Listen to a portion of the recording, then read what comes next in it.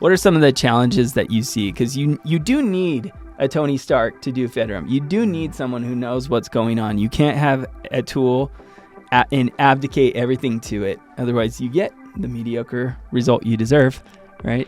So tell us, what are some of the challenges that you see generally when people are going into FedRAMP? One of the biggest challenges is resources. Mm-hmm. So, there's not a lot of people that have the expertise and the know-how. And so, one, getting them is expensive. And two, the process is long. So it takes a while. A lot of that has been documentation, getting the system ready, getting your environment set up, and Paramify has done a great job of helping to reduce at least the documentation preparation side of that and the manage of that. And that also helps with the resourcing, meaning that you don't need as many resources to manage the documentation and keep that going forward. And I know you guys are looking at other areas where you can help improve and reduce what's needed in terms of resources. But everywhere I've been, I've always lacked for resources, having resources and the budget from the company to be able to spend to do that. And so it's a constant battle of trying to do more with less, and being able to have a solution out there like Paramify to help with that is just amazing.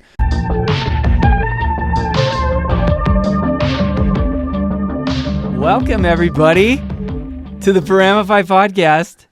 I'm your host, Kenny, my co-host, Keaton. And we are delighted today for this special guest, very special guest, one of my dear friends, Brad Bartholomew, FedRAMP genius extraordinaire. Yes, you are. And it's just such a pleasure to have you on, Brad. Thanks. Thank you, Kenny. Thanks for the invitation. It's good to be here. Yeah, you're awesome. We've so on other podcasts, I've talked about my story of like how Paramify started, and just to touch on it, when I went into compliance 17 years ago, I felt like I was a bad fit, like right at the very beginning. I don't want to make this about me. I want to make this, but Brad is a key person in my life and our story right at Paramify, and a lot of people don't know about that. 17 years ago, I took a job at PwC, and I felt like I was a bad fit. I didn't really understand, the value I was producing, and I also didn't understand risk management. I didn't understand a lot of the things that we're trying to do, and so it's always been a struggle. And it wasn't until I started leaning to the things that were really painful for me that I kind of started to get excited about my career. Brad's already, he understands, right? And when I leaned into the things that are hard, Stephen Covey talks about in his book, The 7 Habits of Highly Effective People. He talks about that when you focus on the problems that are within your sphere of influence, you tend to grow your sphere of influence. And that was my experience in cybersecurity and governance, risk, and compliance. There's a lot of friction. So I started off, and got some great opportunities at American Express doing cyber for a bank, and then got to go over to Adobe, and I got hired, and then right away Brad got hired, and we were doing very similar things, except he got the responsibility for doing FedRAMP. And your role was a lot though there. It was. Right. So tell me about, I can't remember. Do you remember when we first met? I remember at Adobe. Right? Yeah, no. And it's funny because I was looking at the questions that as we prepared for this podcast, and one of them was, how did you hear about Paramify? And I was like, well, Kenny called me up one day and said, guess what? I changed the name of my company. It's now Paramify. But actually, it goes back to what you're mentioning when we met at Adobe. And I think it was, if not my first day, it was the first week. Somehow I was at Kenny's desk and meeting Kenny, and he was sitting there showing me this cool spreadsheet he had that looking at all these common controls and how they're related to NIST. And anyway, so I was like, man, this is pretty cool. This is good stuff. And to go back even further, because I think there's more of a backstory here. Yeah. So in high school, I loved computers and went to BYU and wanted to study computer science. But up to that point, I hadn't had any jobs in computers, and it was, doing food services, pizza delivery, whatever. But my second year of college was about halfway through. I had this job delivering Wall Street Journal. That's when they actually delivered the papers in the morning at 2 a.m. And it just wasn't working for me. And so I was like, I need to get a job in computers. And so applied for some jobs, and the BYU Mail Services gave me an interview. Went in, met with the guys, like, okay, tell me about your experience. I'm like, well, I don't have any, but other than taking classes in high school and college related to computers. And he asked me one question. He says, how do you feel about documentation? Are you serious? Are you serious? Yeah. And so I told him, I said, well, can't say that I'm excited about it, but I'm willing to do it. That is wild. And so he hired me. He said, because of your honest answer, he goes, I love that, and you're hired. And so my first job in computers was doing some database stuff, but, keeping up on some documentation. And so fast forward to when I came to Adobe, just before I came to Adobe, I was at Deloitte, and I had just finished doing a security assessment for the state of Utah. And so I got very familiar and intimate with the NIST framework. And because of that, Adobe reached out to me and said, hey, we're trying to do this FedRAMP thing. NIST. And I was like, yeah, I can spell it. And and they said, well, will you come on and help us? And so, yeah, I got started there at Adobe doing FedRAMP. And it turned out the first year and a half was helping to rewrite documentation that a consulting company came in to do for us that was not really well done. But I mean, where's their incentive to really make their ability? When you have a consultant come in, usually to do documentation, they're like, I don't know what the process is for this. And with FedRAMP, in a FedRAMP high system, you have 827 requirements, that you got to know about.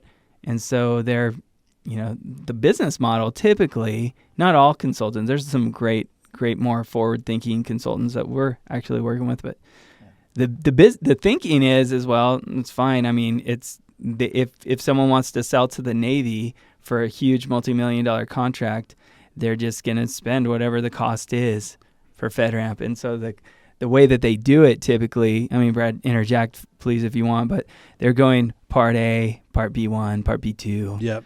All the way AC1 all the way through SI16, and it can be pretty brutal for them from a satisfaction, right? Because they're just getting somebody who can document, right? Who can do an interview with a DevOps person and go, I think I understand it, and they write it, and then they have to go back to the DevOps person and talk to them and say, is this how it was? And they're like, And the DevOps person has real work to do, and they're like, yeah. Yeah, exactly. And that's one of the biggest challenges, especially for consultants coming in to do that, is you really need an understanding of the business.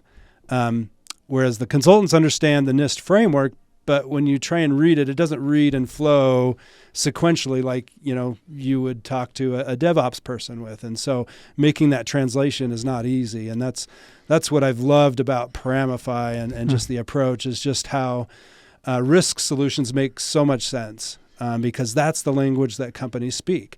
How do you onboard a user? And you can talk through that.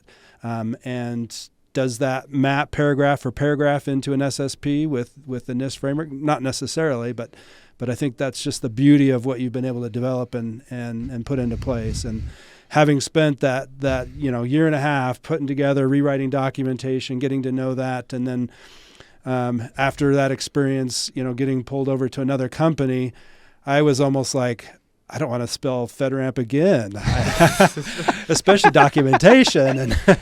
And this is kind of how, we began, is because I went over to a new role in a new company, and they needed help to create 2 or 3 other, packages for documentation for their products.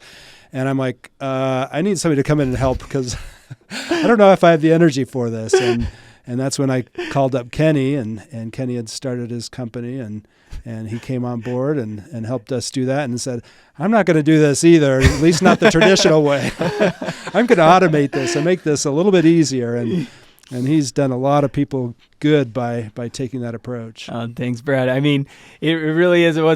Brad's being nice, but at first, I really was done, because even after doing Common Controls framework, I mean, the limitation with Common Controls framework we found was, if you didn't have the context for what, Common Control meant, maybe it was a provisioning process, and it explains, people are, only authorized users get access to, production systems or something like that.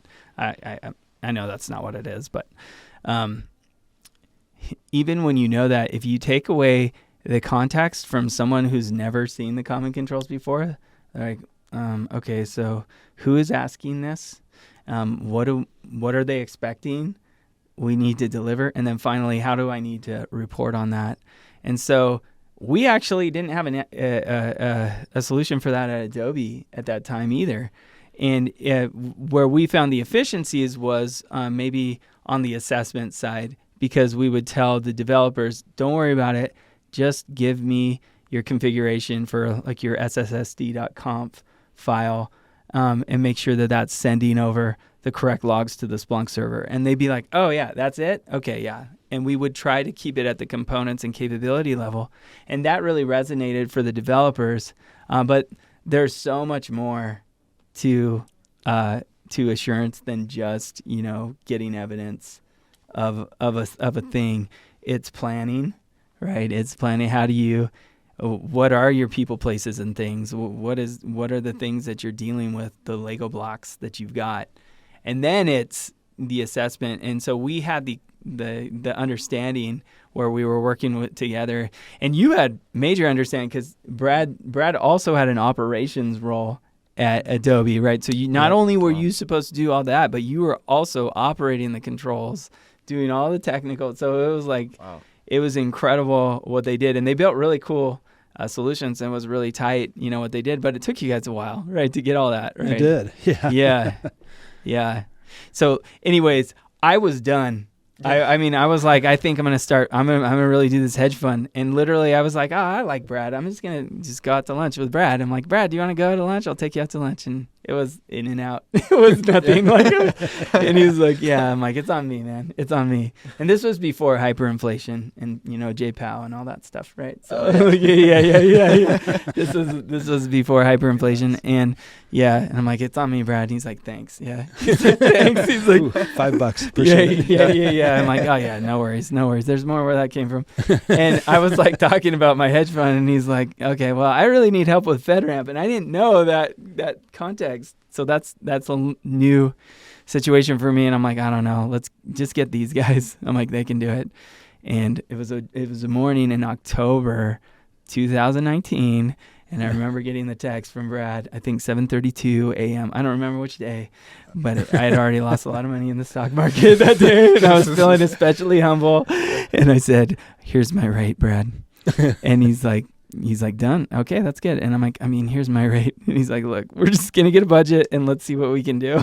And so it was so funny. And then he took me to a nice restaurant and he paid.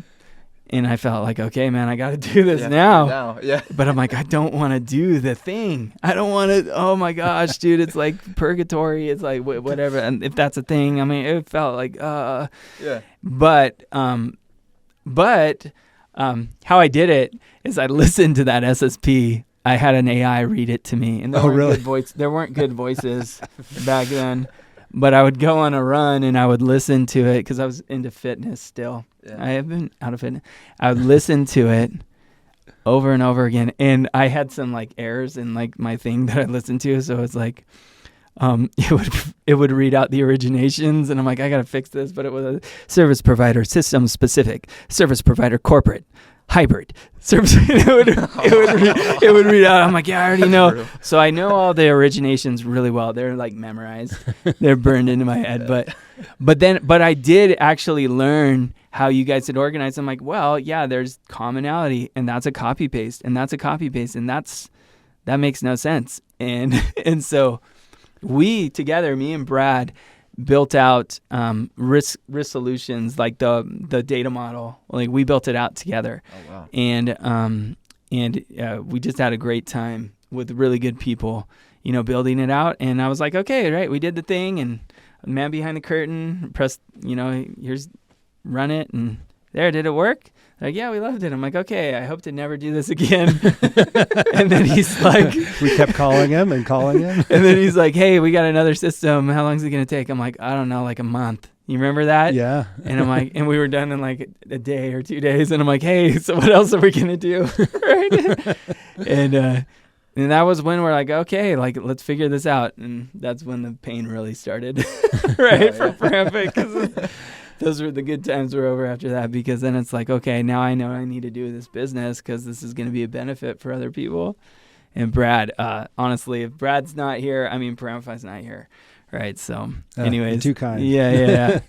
That's our history, right? So yep. I don't know. That's beautiful. Yeah, it's awesome. It's so cool. And so it's high time we have this conversation together. Yeah, so. It's meant to be. Yeah.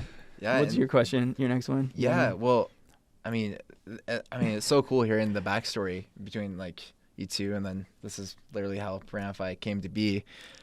So like a couple of weeks ago, you guys also had the opportunity to work on an ATO package together once again. And I remember hearing some of the context where it was like, oh, they need it within like a week. And that sounds kind of crazy, right? You need a full ATO package in like a week. What? And I remember you guys got done in about like 5 hours. So I would just love for you guys to tell me a little bit more about that. And yeah, let me give a little backstory with this. So yeah. Started working with a new company back in April of last year, and this company has a sister company, and over the last year and a half, they lost a lot of their FedRAMP personnel. FedRAMP is just hot, in terms of if you've got FedRAMP experience, a lot of people are looking for that, and so people are shuffling, going around. Anyways, they've been scrambling, and this last year, the NIST 800-53 framework Rev 4 or Rev 5 got approved, and a plan was given for all the current FedRAMP authorizations to get it in place. And basically, they have about a year, more or less, depending on their situation, but there's certain milestones they had to reach. And this sister company of ours, they had been coming to me for help because they didn't have very many resources off and on for the last 6 months or so. And come January this year, they came to me and said, "Hey, we've got a deliverable on January 16th, I think was the date." And this was like a week and a half before that, and we're supposed to have the new Rev 5 SSP. And I hadn't heard of this requirement before for my company that I'm working with, and I'm like digging into it, trying to understand why do you guys have that deliverable? And come to find out, because their authorizations through the JAB, they had some more specific requirements from the JAB on those deliverables. And we talked to them and said, okay, what have you got in place? And they said, well, we haven't done anything. And they're barely trying to keep up with their conmon, and let alone, prepare for, the upcoming stuff. And so I said, well, the only thing I can think of is we could contact Paramify, and we can get your current one converted over, go through the ingestion process, get that into Paramify solution, and maybe meet the timeline. And I know with the company I was with, we're already looking at and planning for adopting Paramify, and so I talked to leadership within our company and went around, got approvals, and said, hey, if you can do this and include the sister company in that deal, then let's make it happen. So I called up Kenny and said, Kenny, we're probably not going to be able to get the contract signed, let alone, everything submitted in time, but we've got a deliverable that's due in less than a week. Can you help out? And Kenny said, yeah, sure, let's do it. You guys, to your credit, you got everybody on, and it was nice because we had, all the people who knew at least, what are the components that you had. But yeah, that's incredible. So was there at any point in time for you, Kenny, when Brad came to you and was like, hey, we need an ATO package done in about a week, did you have any concerns like, can I do that? Or were you just like... I had no concerns, honestly. I had no concerns because I know Brad, and we both understand it, right? I had no concerns whatsoever. I said, hey, just come in. And he did. We came into the office, and we had a bunch of people remote, on the call, but I had zero concerns that we would be able to help him, right? And it's just, it's just so cool where we are in 2024. We finally have a solution where you don't have to spend months, even years, I guess like a year and a half, right? Doing this stuff, right? And so... Or gazillions of dollars. Yeah. Right. It just blows up budget. Documentation really blows up budgets for risk management, not just in cyber, but think of anything compliance related. And I think the reason for that is kind of what I talked about. There's 3 aspects to every single cyber assessment or any risk assessment for that matter. You have planning. What is it that we're looking for, and what's the risks and what do I have? Yeah. And then you have, okay, now we got to go assess, is the firewall turned on, and then what are the components you're going to use for that? And then finally, you have to report in the way that the compliance regime expects you to report on that. And oftentimes people miss on planning, right, at the very beginning. And so you can see, like, you go, all right, we're going to go through the assessment. And then you go into the report and you're like, hey, we didn't talk about this and we didn't do this. And you're like, oh, well, we were supposed to do that in planning, And so it becomes this freaky circle, where like in budgets just get destroyed typically. And so that was the pain point, and I think Brad kind of knew, had the foresight, like that's what we had the potential to do something like that. Yeah. Right. And so I had zero concerns. I don't know if Brad felt the same, but no, I was pretty confident that you'd be able to do it. We've talked about it a lot. I've seen what software does. We implemented it, back at Palo Alto, and didn't have any concerns. And it was interesting, kind of going back to we were talking about today and some cool things that have happened outside of this. But I got a text this morning. Well, let me step back. One of the guys I work closely with this organization I'm with, he's on the federal side, and we've got a good relationship, and he knows how important the FedRAMP is for their sales. And he had called me early in January just to say, hey, this sister company and ours, their sales teams are going to start working closely together, and so it's important that you help this sister company so that we can better enable sales. Well, fast forward to this morning, I get a text from him. It said, congratulations, Brad. Well deserved, my friend. I'm like, what are you talking about? Yeah. I missed something. I'm like looking through my email. Did I get a promotion? Did I get a bonus? Yeah. And anyways, he said, well, we're at sales kickoff, and they just displayed the champion circle, and your name was on that list. Nice. And I was like, okay, I don't know why, but I think part of it was because of this, because of Paramify and just stepping in to help, and it looked really good, made me look good. I didn't do a whole lot other than you stepped into the Iron Man suit. That's right. You were the Tony Stark, and you stepped in and you did it, right? And so that I think it's really important, even when you do get tools like Paramify, which are great, and other AI tools that are going to come out.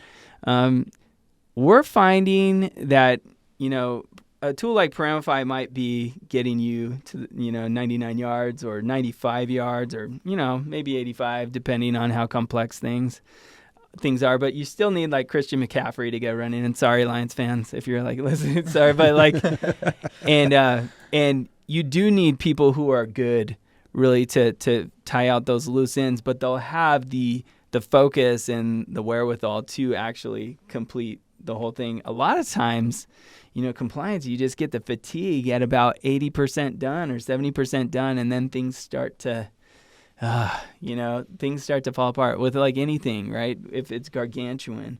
Right. And so we can be a catalyst, to kind of make those great things happen, and I think that's an important point in that, what you guys have to offer it doesn't get us 100% there, Mm-hmm. but it gets us 90% there within a short period of time, and it makes that last 10% so much easier to manage and to maintain, and you don't have that fatigue and not worn out on those things that can sometimes be tedious.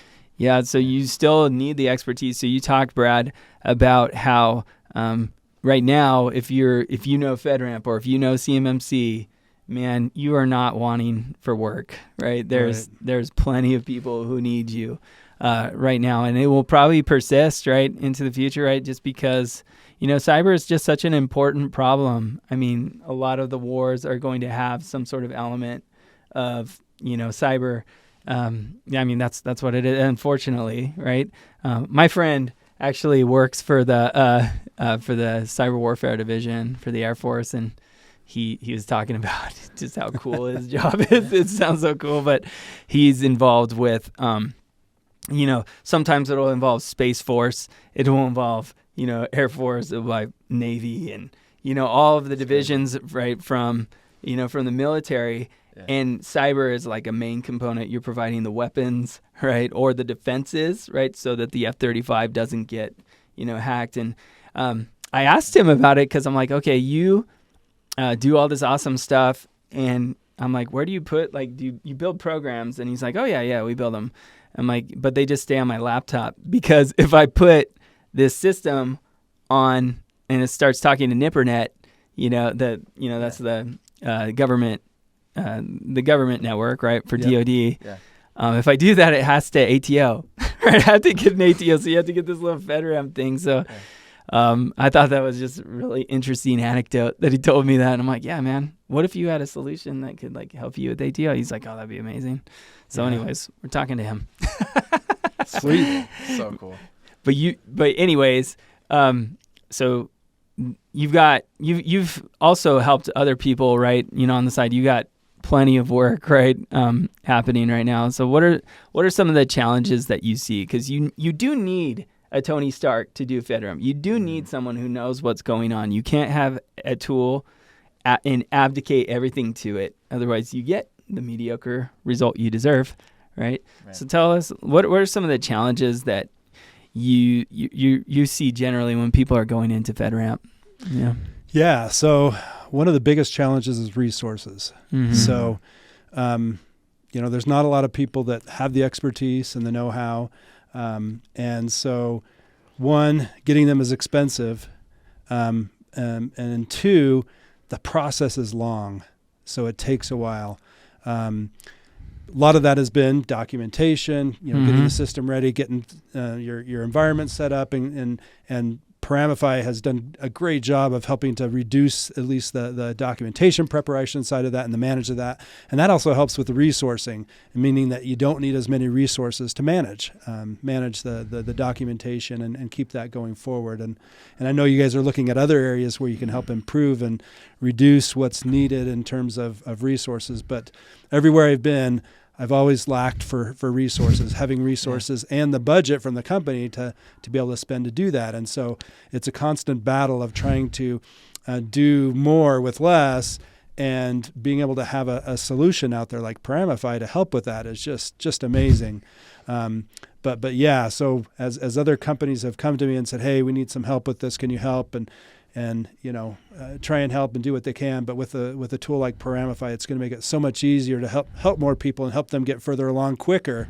That being said, there's still the government cycle that seems to take a while. You hurry up and get to point A, and then you've got to wait for, seems like weeks or months to start the next step and move on. I don't know what we can do about that, but maybe you've got some ideas.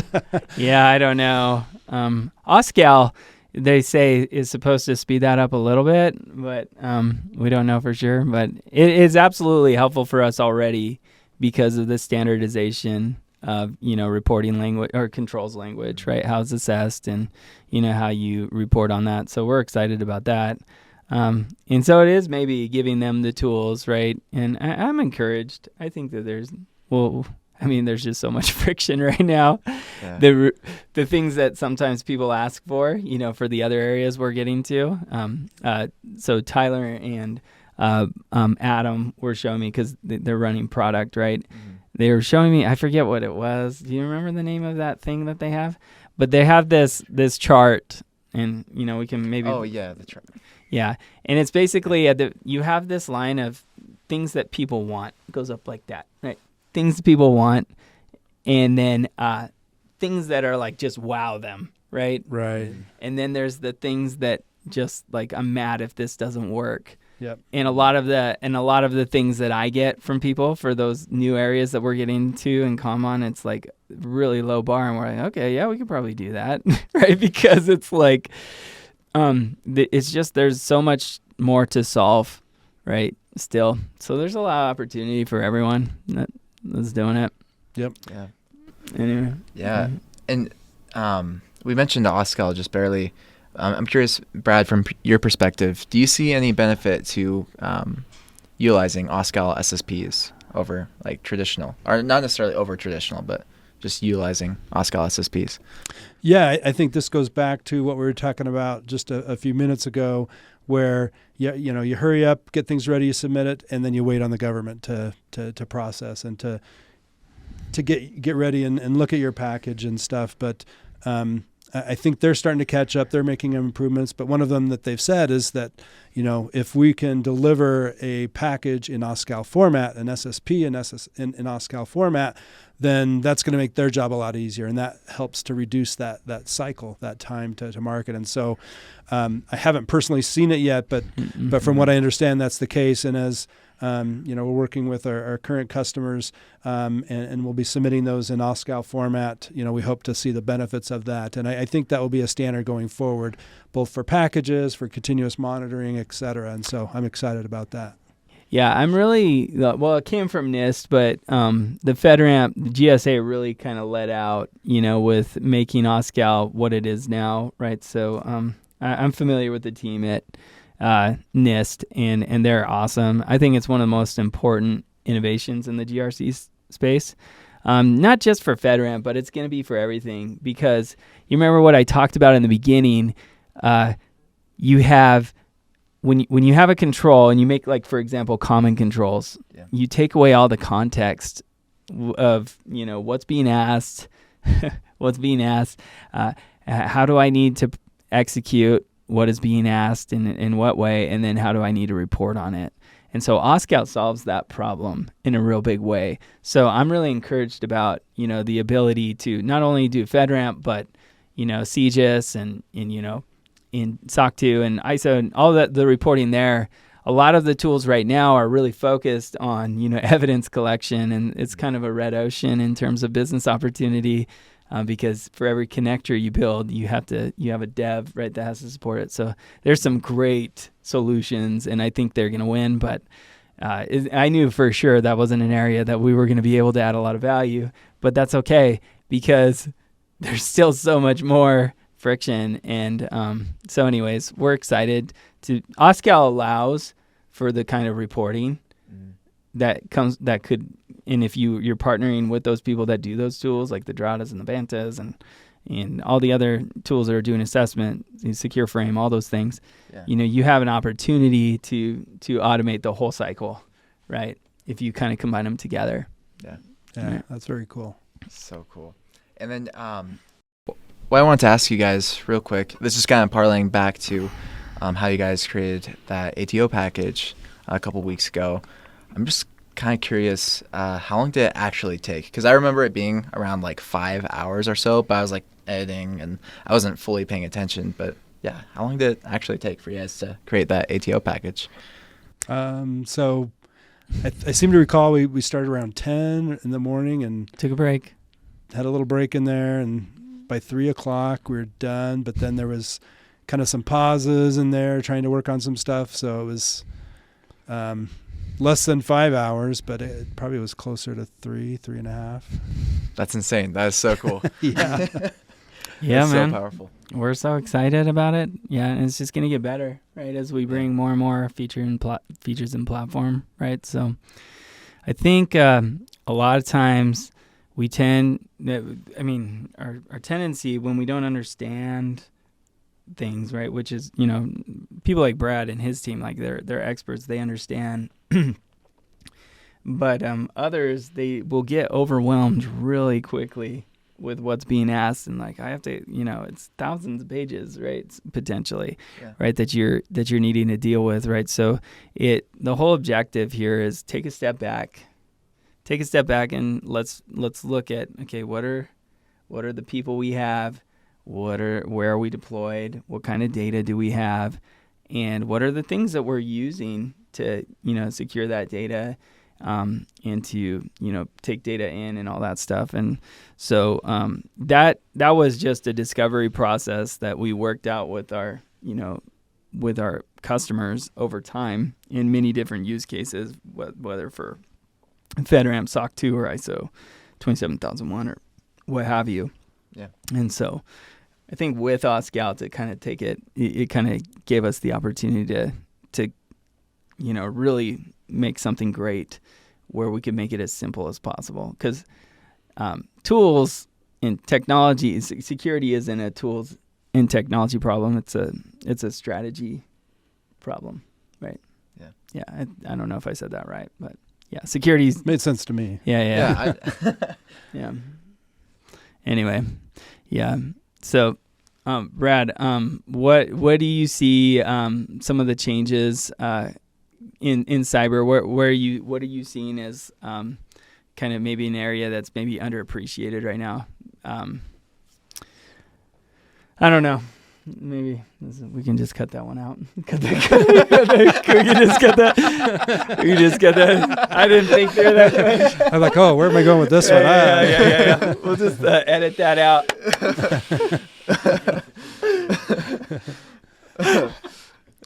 Yeah, so funny. Or keep it in and it'll be blooper. It'll be funny. Yeah. Oh, we have blooper. No, I think we're good, right? Yeah. So here's a question for both of you guys. Okay. So one of the strengths of Paramify is the fact that our deliverables are usually more consistent and accurate. Mm-hmm.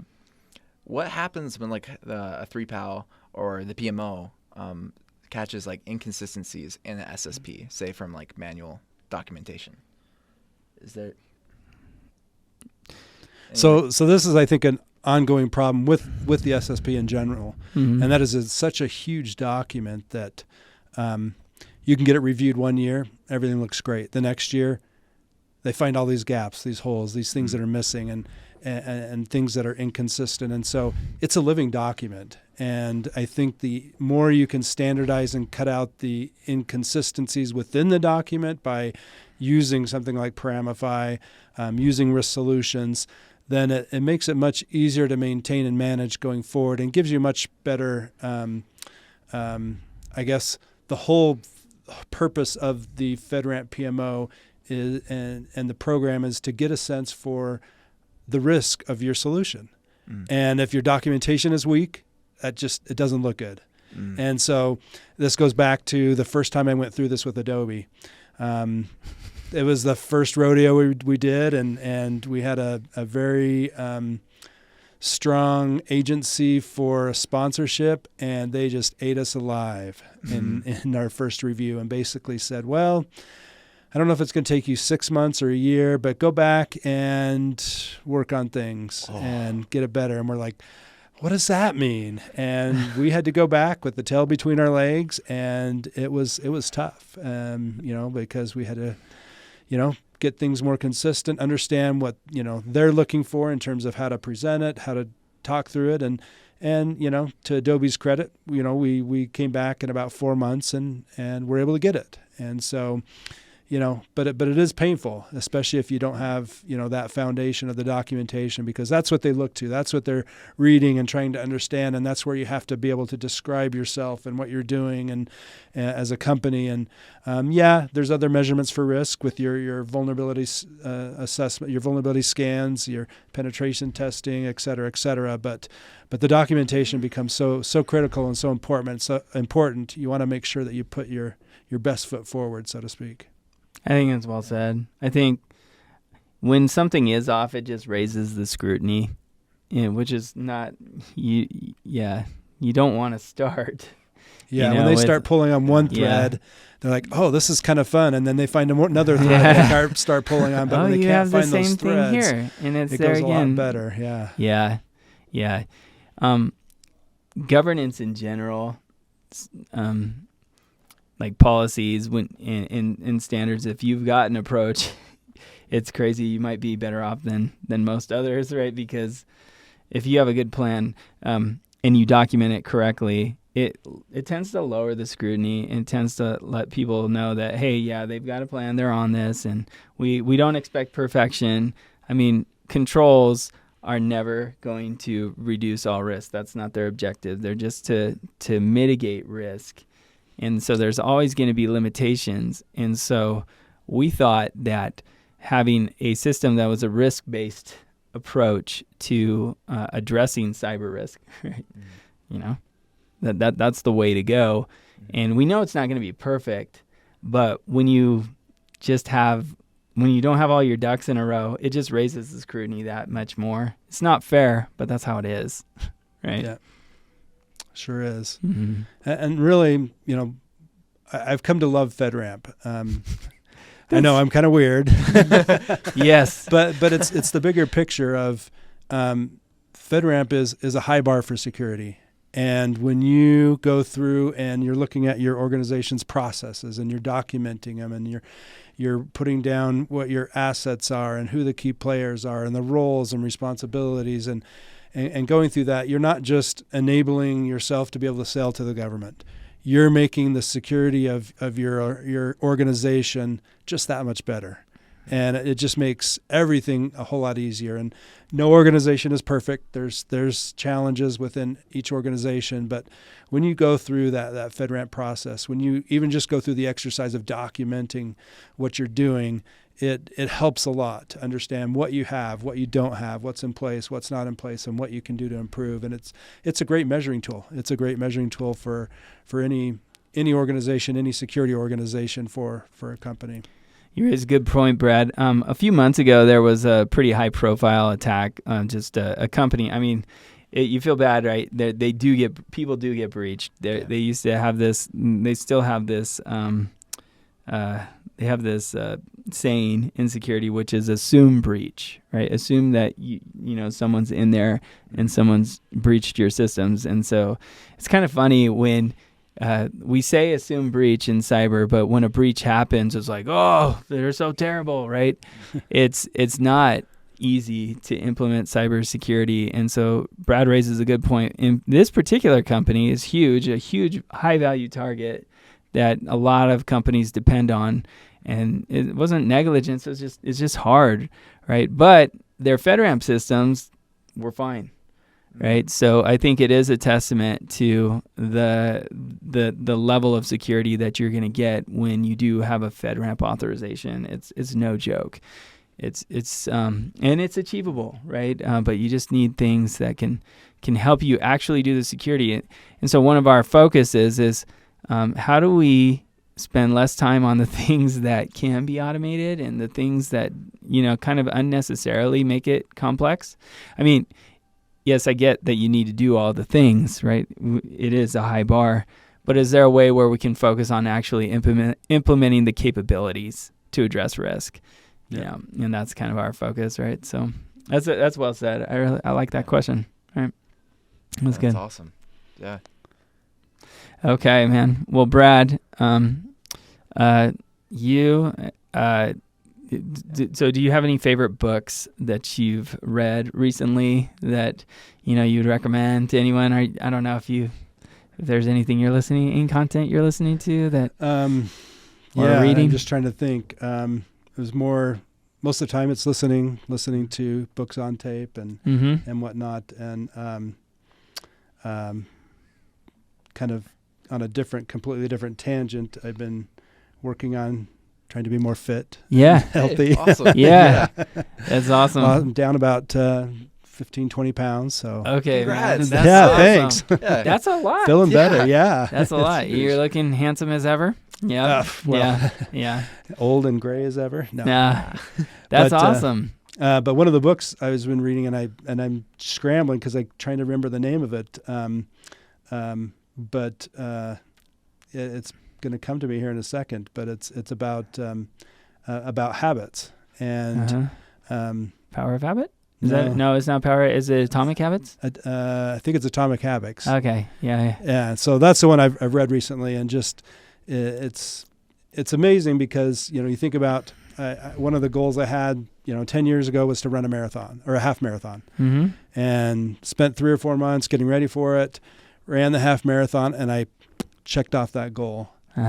But as soon as that was done, I was done running. Retired. I was like, I'm tired of doing that. And, Nice. since then off and on. But, and one of the things I loved from that was, don't set goals about things to get done, but what you want to become. And so looking back at that, I was like, oh, okay, I want to be more healthy. I want to be, a better runner. And so maybe running a half marathon would be, one of the steps to do that. But it's more about, what is the long-term person you want to become? Yeah. And so I love that perspective, and I've been trying to think more about that, especially in the new year. And, instead of setting goals of things I want to accomplish, it's what do I want to become? What do I want to do to create some good things that help me become a better person? I love it. Yeah. And it's totally evident in what you're talking about, because I love that book. Also, I've only read it once, and I feel like I didn't, it didn't like completely register, but I've been spending more time on the things that I know. I love that aspect. That one of the things I like from that book is adding friction to the things that your bad habits, right? What can you do to make that harder to do, so you don't succumb to it when you have those triggers and everything? Or the vice versa. Or vice versa. Easier to do by having triggers that make it easy to do. Yeah. Remove. Like, as part of fitness, okay, put on my tennis shoes because now, that's going to trigger that, okay, now I got to go run or work out or whatever. You're removing the friction. Yeah. You got something, man? This is just a question for, say, maybe some of the younger listeners that may be in college or whatnot. For those who are looking to start a career in GRC or cybersecurity or InfoSec, do you have any advice for them on where they should go? Probably the same advice for anywhere you want to go. And one is to make connections. It's about networking. Get in touch with the people that are doing it. Be willing to invest time to understand it, to get more familiar with it. You say the word FedRAMP and in a conversation, or you hear the word FedRAMP and you don't know what it is. Go home, research it, study it, become more familiar with it. Ask questions, to other people, and showing that interest and that incentive or that drive to spend the time and the interest to study it out and to figure it out and to ask questions, I think is huge. That shows a lot that you're willing. And school is great because it teaches you, certain subjects, but I think more importantly, it teaches you how to learn. And I think that, as somebody that's been in the industry for almost 30 years or so, being willing to do stuff that's hard is a big thing. Going back to, that first job I got, I wasn't as excited about documentation. I wanted to write code or do whatever, but being willing to do the documentation, that said a lot. It said a lot to the hiring manager. Thank you, Raymond, for hiring me. But thanks, Raymond. Yep. But that that helped me out with Adobe and kind of going through the FedRAMP processes. I had the willingness to drive through and do that, and I. They saw that. There weren't very many people that knew how to spell FedRAMP back when I started doing that at Adobe, and but they took a chance on that because I was willing to learn it. And I think that's the way with anybody wanting to get into GRC is just taking the time to do the research and be willing to give your time, even if it's not paid, to help somebody out. Brad, thanks so much for your time today. You're a good friend, and I'm so glad that we get to continue working together. Thanks for coming on. Feels like long overdue, but thanks for your kind words and for your partnership. Appreciate you, man. Yeah, you too, Kenny. It's been great. All right.